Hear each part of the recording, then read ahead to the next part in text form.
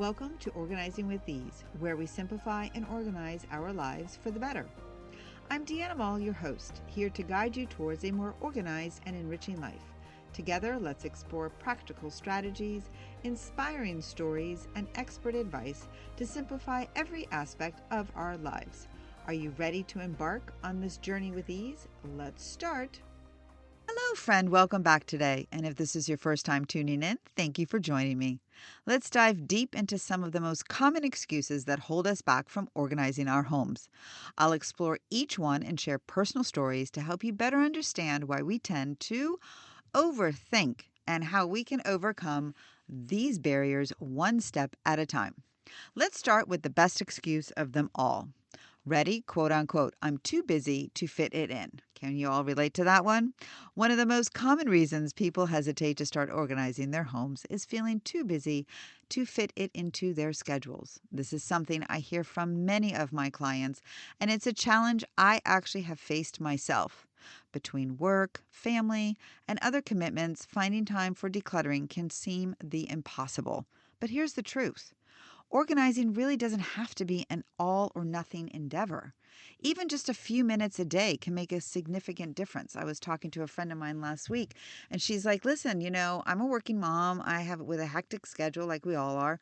But she's like, you know what, Deanna, I took your advice and I actually decided I'm not going to do 30 minutes. I'm just going to do 15 each day to decluttering one area of my home.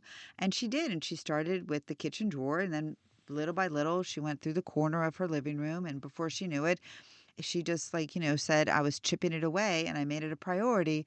And before I knew it, I attacked all my small pockets ahead of time, and it made a big difference. And she started to see that her home was feeling a lot more organized and manageable. Remember, progress is progress no matter how small. Don't overthink it. Just start taking action today. Next up, we have an amazing excuse, quote unquote, is I haven't got the right storage products to do it how I want.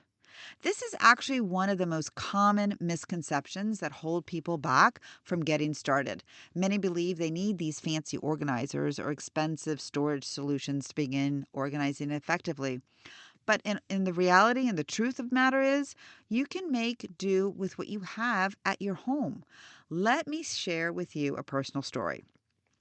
I was working with one of my clients, and she was expressing the concern that she didn't have the right storage products to organize her space effectively. Now, can you relate to that? Of course, we all can, right? Because of the fact that she thought she needed these fancy organizers to get her started. But I was trying to tell her, because she's working with a tight budget, that that's okay. That's not a problem. But what we can do first is that we can first explore and go shopping in her home. So what we did was we walked through her home, and we actually took and we repurposed her old crates and cardboard boxes, and we created makeshift organizers.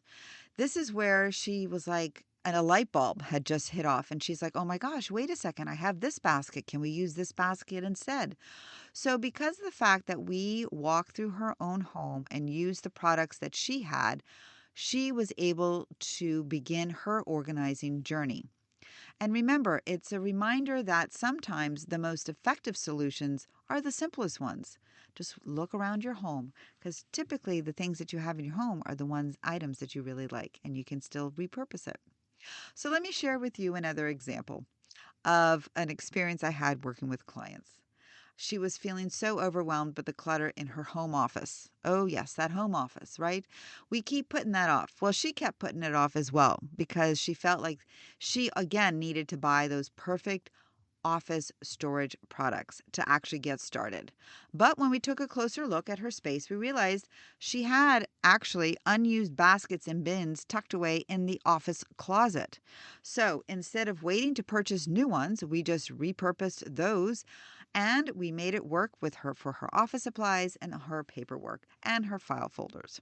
And that made her feel really good. And that also made her realize that she didn't need to spend a lot of money to get organized, because she used what she already had. And that made it a really good way for her to kickstart her organizing journey without, as she calls it, I didn't have to break the bank, Deanna. And I'm like, yes, you're right. You don't need to break the bank. It's okay. So again, this is where it illustrates that sometimes the solutions we need are right in front of us. Again, we just need to look at our resources a little bit differently. Now let's address another excuse. I don't know where to start. And hands are up in the air, right? I don't know where to start. Where am I going to go? I don't know. So I have a friend of mine, David, and he has this wonderful garage, right? Can we relate to that infamous garage for those of you that have a garage? Maybe you have a shed or anything that's outside. And he is the best, like the best example, my best friend, of the classic case of a clutter where the accumulation over the years has just filled itself up. From the old sports equipment tools to holiday decorations, boxes and boxes of miscellaneous things, the sheer volume of stuff just made it, even for me to walk in, was a little bit like daunting because we just didn't know where to walk and how to find things, let alone, putting a thought of putting the car in the garage for him was just not even a thought at that time. So, needless to say, David was just like completely overwhelmed. He just didn't know where to start or where to begin because it's such a daunting task. So, but instead of diving headfirst into this total chaos, we wa- basically literally walked through the whole garage wherever we could, and we took a step back and we kind of assessed the situation. We started to identify David's priorities and his goals for the space. And so he wanted, at the end of the day, was to be able to park his car in the garage again. He wanted to have easy access to his tools, and he wanted to create a designated storage area for different categories of items. So, with all these goals in mind, we created a step by step plan to tackle the clutter. Yes, we decided to start with one shelf at a time, and it took a while clearing off each shelf, sorting through each of those items, deciding what to keep, donate, and discard. Even for the garage, you still have to have that as well. Keep, donate, or toss.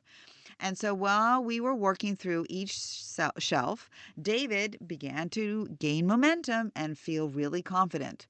He realized that by breaking the task down into smaller, more manageable steps, it wasn't as overwhelming as he had initially thought.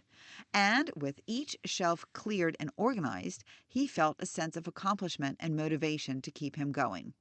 Because by the time we finished organizing the garage, David transformed it from cluttered storage space into a functional, organized area, and he could finally park his car inside, which is all what we want. That's the end goal, right? And also to find easily his tools when he needed them, and even had a little setup space for a workshop.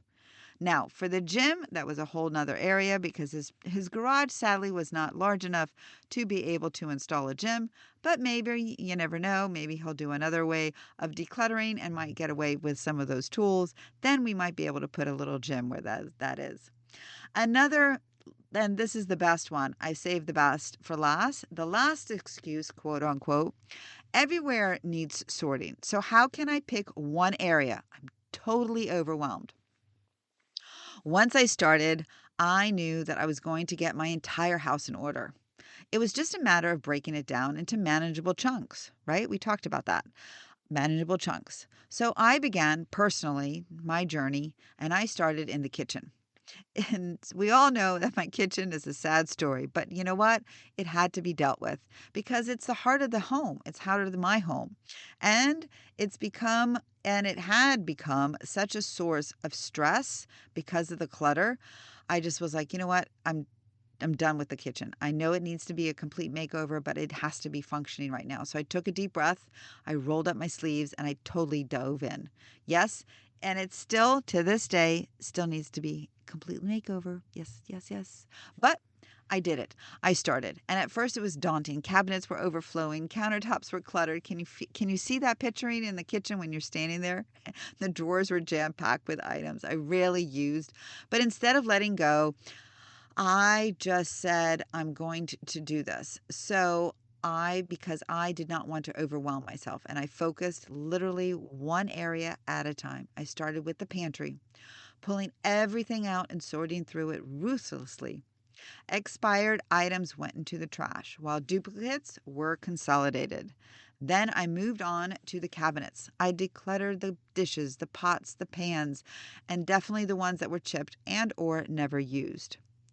Step by step, I worked through the kitchen, decluttering, organizing, and creating systems that made sense for my lifestyle and the family's. And with each small victory, I personally felt a weight was lifted off of my shoulders. By the time I finished my kitchen, it was completely transformed. I was no longer a source of stress, but a space where I could cook, entertain, and enjoy the time with my family. So if you're feeling overwhelmed by the clutter in your home, remember that you don't have to tackle it all at once. Step by step, little by little. Take it one step at a time, my friend, starting with that one area and focus on making progress rather than perfection. You'll be amazed at how much you can accomplish when you stop overthinking and just start. So, if you've been using any of these excuses to avoid starting your organizing journey, know that you're totally not alone and it's okay to feel overwhelmed. But it's essential not to let that overwhelm hold you back. Remember, progress is progress no matter how small. By taking small steps each day and focusing on what you can control, you can gradually create the organized home you've always dreamed of. So, stop overthinking it, my friend. Start taking action today. Until next time, you've got this. If you enjoyed today's episode, don't forget to subscribe to Organizing with Ease podcast on your favorite podcast platform and leave us a review. Your feedback helps us grow and reach more listeners like you who are passionate about living their best lives. And remember, a new episode comes out every Thursday at 8 a.m. So mark your calendar and join us. Until next week, take care and keep shining bright.